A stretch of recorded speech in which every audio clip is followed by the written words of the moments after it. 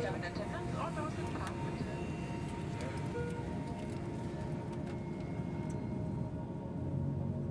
Life is fragile. On a day-to-day basis, so much of what we do and how we experience life is controlled by our actions. However, as most of us know, so much of the happenstance of our individual lives is out of our control. All we can do is take precaution and prepare for when the unexpected arrives. And then not even 5 or 6 hours after that, I had to get on a plane, which is also 8 to 10 hours home. So my foot was just stuck in that boot for almost like 2 days. And I had no idea the risks of immobilization. I didn't take any preventative measures. I did not stand up on the plane. What do we do when even the precautionary measures fall short and we're faced with the realities of the unexpected? And the first step I take off of it, I knew my calf had some severe pain in it. Even in that moment, I didn't think it was over until it was 12 hours later, because around midnight, I found myself in the emergency room. Every 6 minutes, somebody in America dies of a blood clot. We're here to change that statistic. Welcome to Taking a Breath, a Stop the Clot podcast. An award-winning podcast dedicated to bringing awareness of the dangers of blood clots from the clotting disorders community to the world. With the help of many notable blood clot survivors, we are here to give you the knowledge and the skills that you need to prevent this silent killer. My name is Leslie Lake. I am the president of the National Blood Clot Alliance, and I am a blood clot survivor. And my name is Todd Robertson. I am the patient engagement liaison for the National Blood Clot Alliance, and I am a 7-time blood clot survivor. And we're here to stop the clot.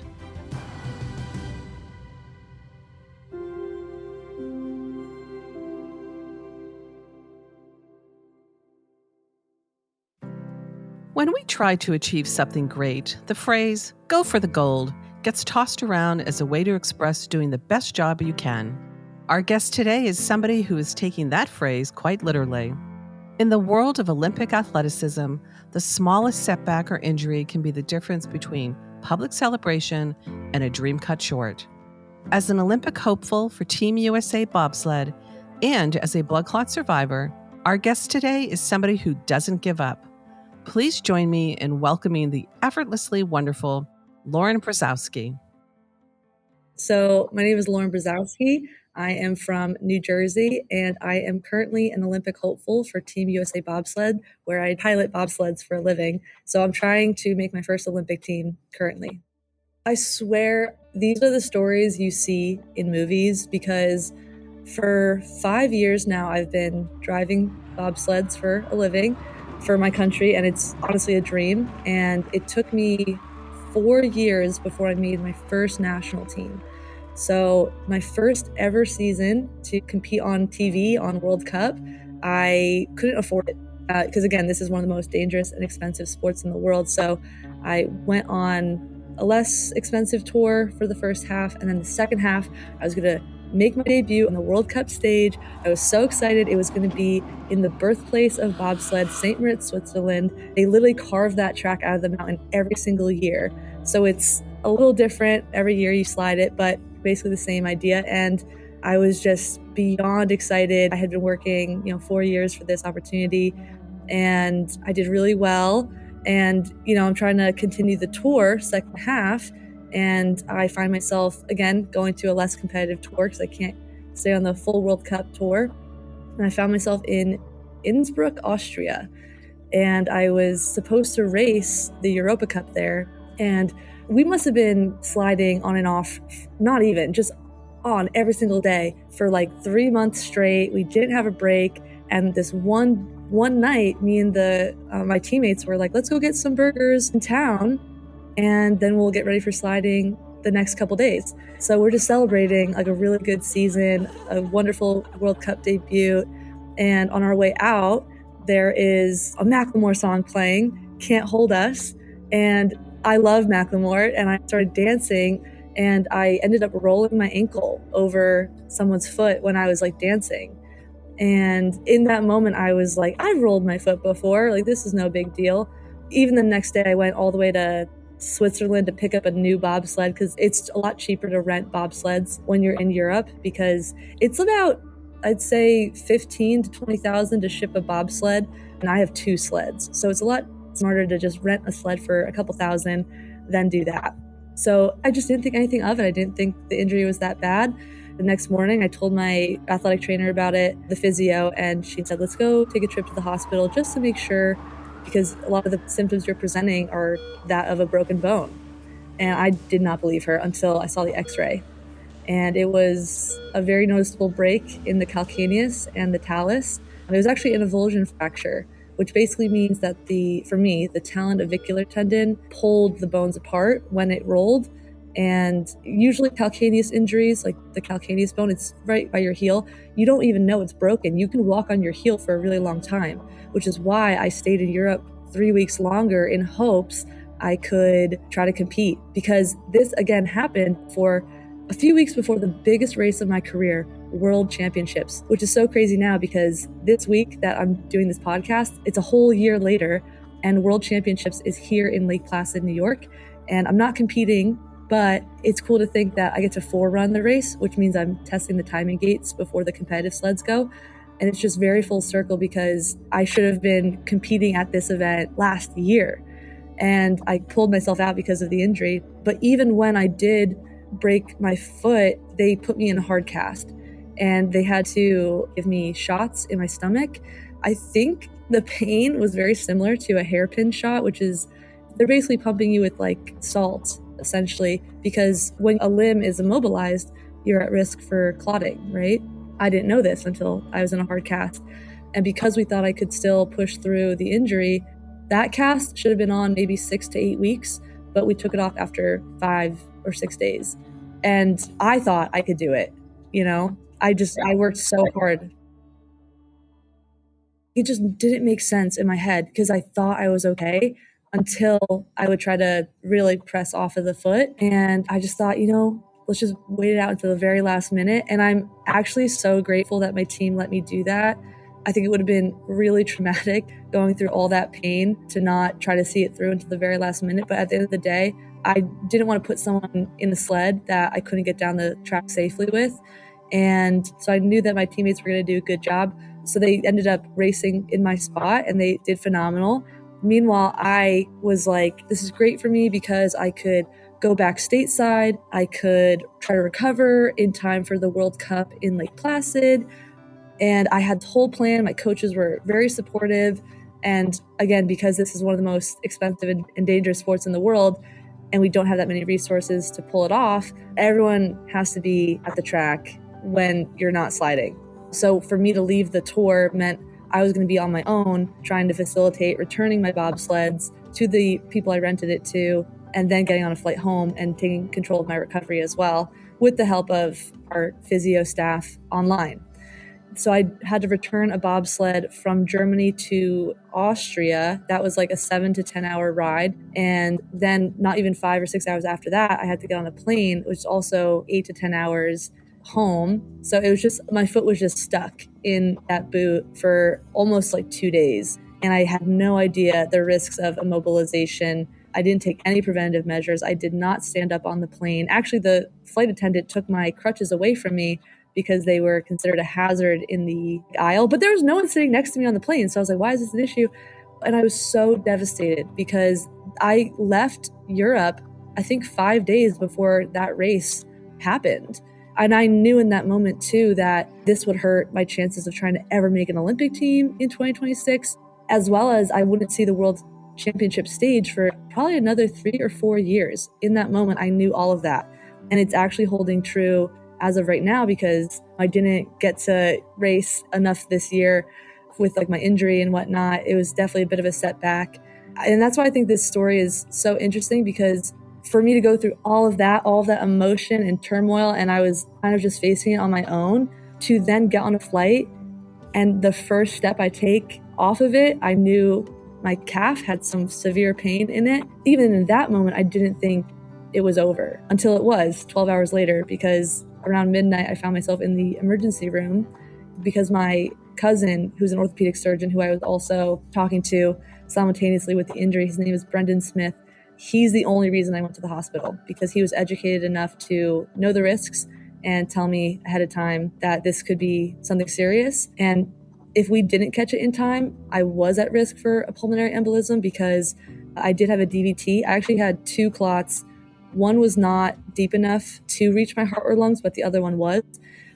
So because we caught it early, I was a low risk situation, and I ended up going on Eliquis, I believe, that night. And I didn't realize, like, once I took that pill, my season was over, because you cannot do contact sports on blood thinners, because God forbid you hit your head and create a brain bleed, you would die instantly. And in a sport like bobsled, where one of the biggest injuries outside of ice burn is concussions, that was not a risk we could ever take. And so I had 1 World Cup race under my belt for my first time ever on the national team. And I've been trying to get back on the stage of the greatest athletes in the world ever since. But if not for what I went through this past year with surviving a clot, and a whole year it took me to heal from those breaks in my foot, I wouldn't be the person I am today, which is someone who's very resilient and passionate about educating others so that they don't suffer a similar fate or a worse one. I've learned since sharing my story online that no one really knows the symptoms of blood clots, and everyone can present differently. I know for me, I didn't have any redness. I thought the swelling in my leg was because of my foot injury, and it just felt like I strained a muscle. It almost like I was on the verge of having a Charlie horse. And I was like, I was sitting in one position for so long. Like, I don't think it's possible to strain a muscle for sitting. And that's what I just texted my cousin. And the scariest thing is, because I'm so open about my life and my journey trying to make my first Olympic team, I've been doing it for 5 years now. I share everything. I share as much as I can, because I just want to educate people and inspire people, inspire myself. Like, posting holds me accountable too, to like not give up. And part of that is, hey, I just got home. I'm so happy to be with my family. The moment I got home, I went to go see my coaches. I was in tears. I was in a boot. I have video footage of me doing that. My coach, I was like, hey, I think like I strained my calf. Like, what can we do about this? He was like, just roll it out. So we're not thinking anything of this. I'm rolling my foot out. I'm doing like floor bench press. And then, I do a whole day with my family, just catching up with them, crying, trying to, just process the situation before I have to hopefully head up to Lake Placid and recover there. And then, that night, the pain kept getting worse. I remember I crawled up the stairs once I got home from the flight, because I just couldn't put weight on my foot, which that should have been the first sign that something was wrong. And I just waited 12 hours because I felt like weak asking for help. I thought, this is too dramatic for me to go to the hospital. I just got home. I'm sure I'm fine. And I have my cousin on standby if I really get concerned. And because the pain didn't go away, I texted him at 11 p.m. and he just told me, you have every possible reason to have a clot right now. Don't freak out. I don't think you're at risk for a pulmonary embolism, but to be safe, you should go to the hospital. So he is why we ended up going. And even when we were there, my dad didn't even believe it, because you can't see it. It's not like a paper cut. It's not like I know where the pain is. It's when it's invisible to someone and no one really knows what to look for, you just don't think it's real. And that was the night, everything it was over. I just think health should be the number one priority all the time. And not everyone has the luxury of being able to check themselves into an ER, but I really wish people would, because the last thing you want is to not catch something like this soon enough. My life could be way different. I would have to argue that my fans also kind of saved my life, because injury is the worst part about being an athlete. It's such an attack on your identity, and just not being able to move when you're so used to that is also really hard. And I did not anticipate just sharing what I was going through would resonate with so many people. Let me tell you, there are a lot of high school football coaches in my little comment sections. Some of the most inspiring people leave messages on my page, and it's just very inspiring. I feel like America's sweetheart, because in a way, because I have so many people rooting for me and just sending such inspiring things I would have never thought. And that's the one thing too, sometimes I'm there's not enough words that you can say to make a situation better.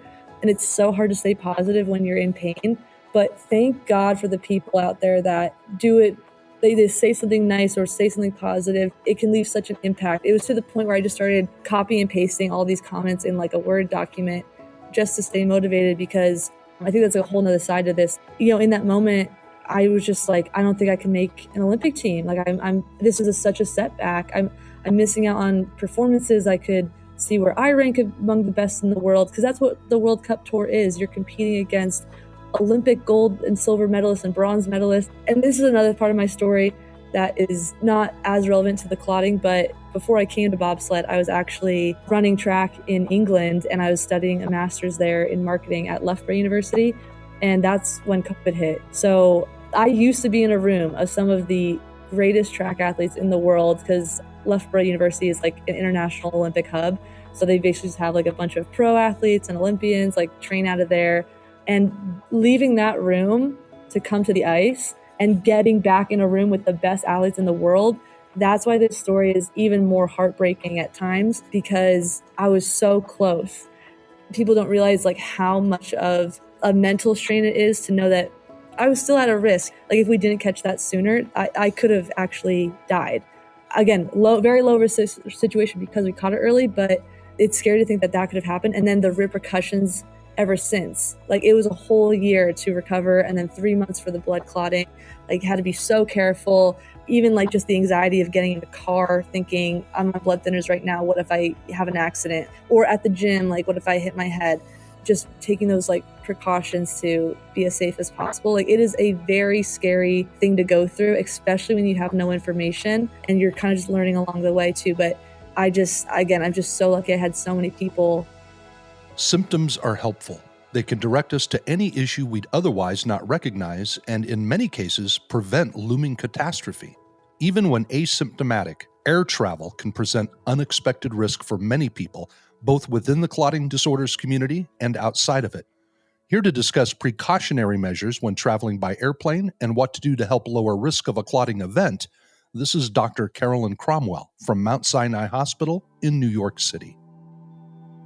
It has been found that doing things to help us prevent clots just prevent the occurrence of clots, period. So that is a good thing. But I will say for, let's say, low-risk individuals, and by that we mean things to think about: healthy, no family history of clots, not taking things like hormonal therapy or even testosterone, no recent surgery, all the things that we think about in terms of someone who's low risk.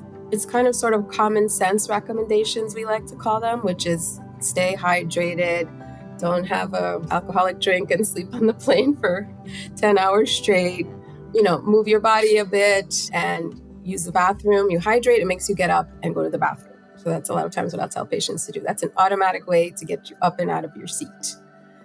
And then as we move up sort of our risk categories, and there's consideration for other things to consider, like compression stockings. Of course, people who are on blood thinners already, they should remain on the blood thinners for travel.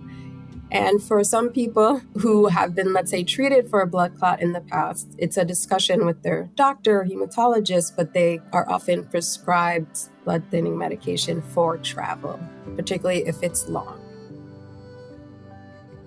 So I was at a hospital yesterday in Florida on the West Coast, and we're trying to get hospitals to basically follow certain protocols, right? Because believe it or not, most of this actually happens in a hospital or post-hospital setting for up to 90 days after you leave. So orthopedics is actually a very big area for where this happens. People are in boots. They're not told that don't be immobilized. You think, put my leg up, put my arm up, whatever. And then they end up getting a blood clot. But anyway, so I'm 6 years out and, I talk so much about this. And I started to talk to these clinicians yesterday about my personal situation. All of a sudden I started crying. And I was just like, oh my God, like, even though I could practically like teach a class on this now, it's still really emotional. And I don't know why it's so different, like why it is so emotional. And I don't know if, like you said, you can't see it, but it's like out there and so few people know about it and it's confusing. But I think you said something earlier, which is really, really true. You're an athlete, your body really well, but I think you can translate that into lay people. If it doesn't feel normal, it isn't normal. And don't be afraid to go get it checked out. Yeah. like that was like one of my biggest fears when I did find out what happened. I was just like, if I wasn't an athlete, I would have never even gotten checked. And Brendan is like, I think he's one of the only people in my family that he's like the only doctor like in our family.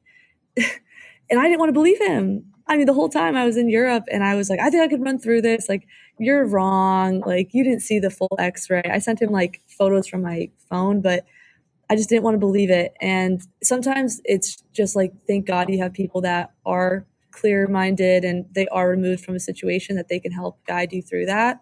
And that was one thing I did want to touch on from what you just said. Like, I don't know if this was your experience, but when I first saw my leg turn red after like realizing, oh my gosh, I have a clot, I was just standing and I saw my whole leg turn red. Again, I had just left the emergency room and I'm thinking I'm going to die. And I just, again, text my cousin and I told him what happened. He's like, that is very normal. Where you have the clots, it's going to stop the blood flow. So your leg will swell up and turn red. Like, you're on Eliquis now, and that should stabilize the clot and hopes that over time it will stop or it'll start breaking off, right? And it's just like, even stuff like that, you're like just petrified that things could end, because you're just not educated, and it's scary and it's painful. I could barely walk the first like 4 days.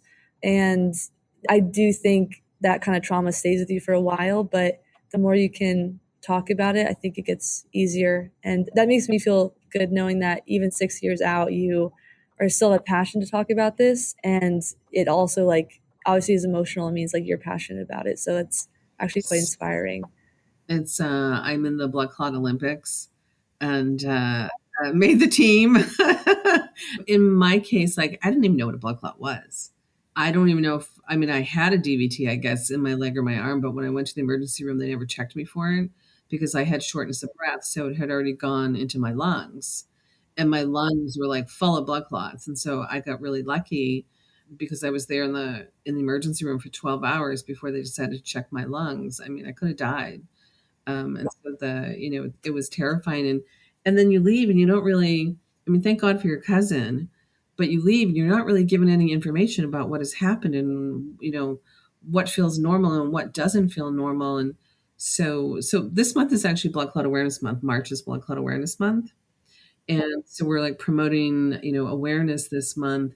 We have something called 100,000 Challenge, which is in memory of the 100,000 people who lose their life every single year to blood clots. And we promote exercise, get up, move, doesn't matter what you do, but just get up and move, get the blood flowing, etc. And so one of the reasons we did this is because we have so many people, amateur athletes, young, old, it doesn't matter, people that are doing stuff where their sport was so important to them, to their identity. And I'm just talking about like amateur people, not professional athletes necessarily. But you said your identity is taken away. I remember Katie Hoff talking about this, and we were at an event together and she was talking to a bunch of doctors and she said, imagine tomorrow you couldn't practice medicine anymore. What would that be like for you? And she said, that's what happened to me as a professional swimmer. And so I would love for you to give some guidance or motivation or just thoughts for all these people that will be listening to this that have had blood clots, that want to, exercise and come back to it, but are afraid. They're afraid to do it. They're on medication. They're afraid they're going to bump into something, hit their head, whatever it may be. Like, the only thing they said to me when I left the hospital was, you're going to be on an anticoagulant. I didn't even know what that was, first of all. And they're like, don't ride your bike in New York City, because that's where I live. Because if you fall off and hit your head, you could get a brain bleed and die. And I was like, what the hell? I'm like, what has just happened on me? Like, I've ended up in a different world. And it was really, really scary. And it's like, I knew I needed to move. I needed to get the blood flowing, but I didn't know how. So what would you say to people to kind of encourage them?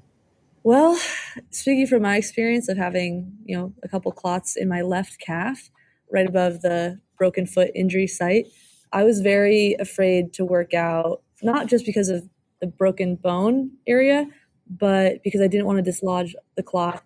And it definitely took me a while before I did go back to training. I want to say it took 2 or 3 weeks before I felt comfortable. I think I sent like a million emails to my vein specialist and the guy I went to for my blood work. I think his name is Kevin Wood. which I had the best staff, by the way.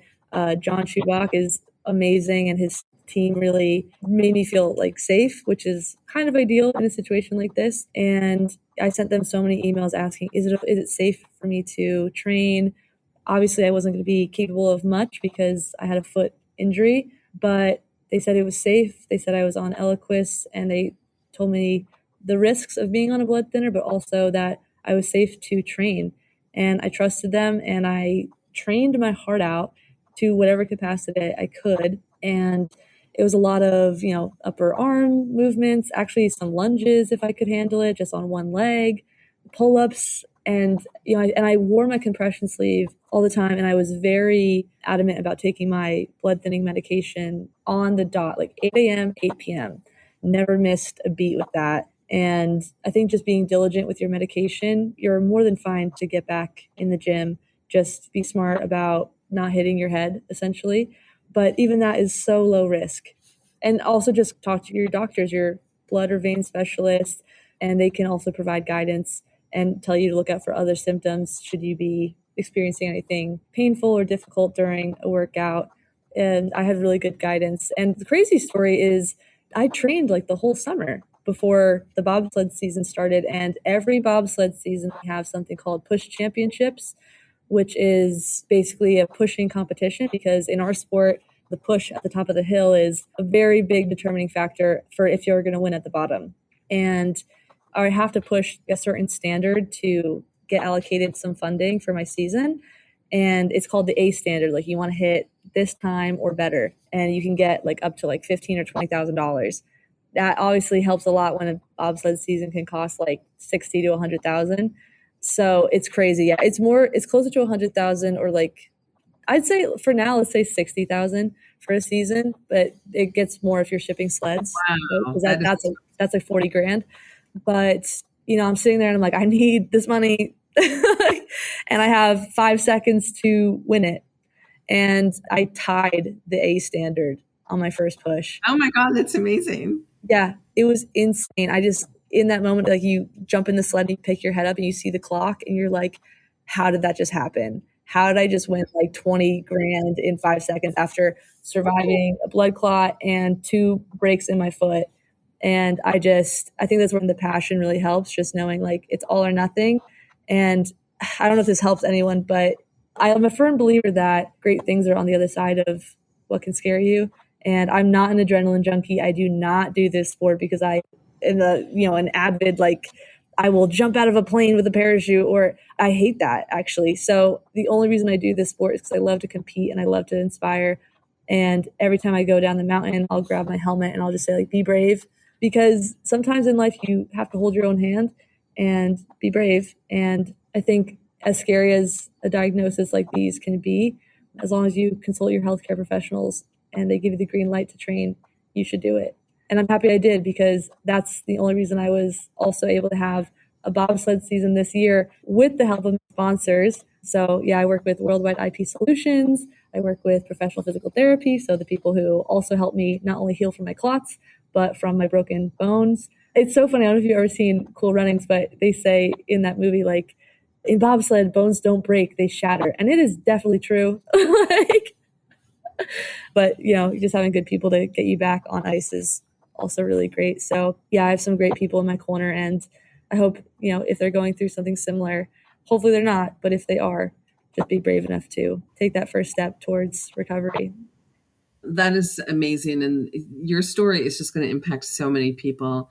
I have to tell you, listening to you, seeing you, you've dealt with adversity, but your attitude is just amazing. And like, there's something about you that just like radiates goodness and like light. And I know this sounds crazy, but like, and I'm not one of those people that says stuff like that to other people, but there's something about you. Like, I want you to win because you've got this like amazing personality.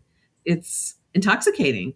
And so like, I follow your training and all of this other stuff. Like, I'm always like when you had the cast taken off and then you were like training, I was like, don't hurt yourself. And just like seeing you like deal with this and push yourself, and get back to where you were, even better. It's really it's just incredible. Thank you. Yeah. Sometimes I genuinely don't know how I do it, especially when I was injured. I definitely didn't feel as bubbly and fabulous like my mom tells me to be, but I do owe at least the personality a lot to my mom and my family. I have a great support system and even more people rooting for me online and offline. And I feel like I'm so lucky I get to wake up and live the dream, even though it's not as glamorous as people would think. I love it. And I wish like when I was younger, I knew about some of these opportunities like sooner. But yeah, I've always just wanted to wear USA on my back. And on our team, we say America doesn't get you to the Olympics, Americans do. And I think that's like so true. Whether it's, liking a post, talking about your story to someone else, donating, even just coming to a race and cheering you on. So Lauren, I just want to thank you so much, Lauren, for joining us here today. You were amazing. This was just so much fun, which is not usually a word that I use with blood clots, but it was fascinating to listen to you. And you're just going to provide so much hope for people, not just from a prevention standpoint, but getting back to exercising again after having a blood clot. Yeah, thank you so much again for just the opportunity to share my story and try to educate others. And it's a really crazy thing to experience in life, but knowing that other people have made it to the other side is quite inspiring in itself. And I'm happy that you guys provide a platform for people to share that side of it too.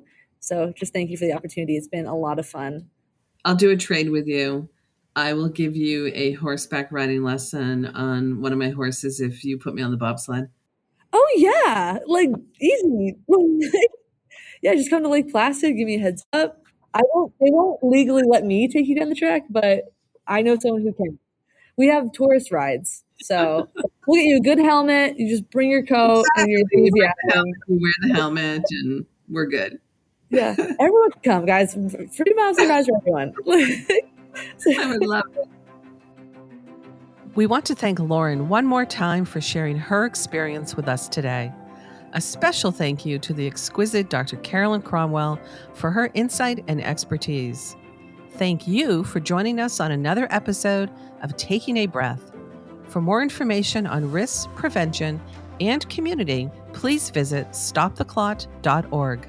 We know the patient because we are the patient. Together, with listeners like you, we can collectively stop the clot. For more information, visit stoptheclot.org. Another Everything Podcast production. Visit everythingpodcast.com, a division of Pattison Media. Subscribe wherever you get your podcast.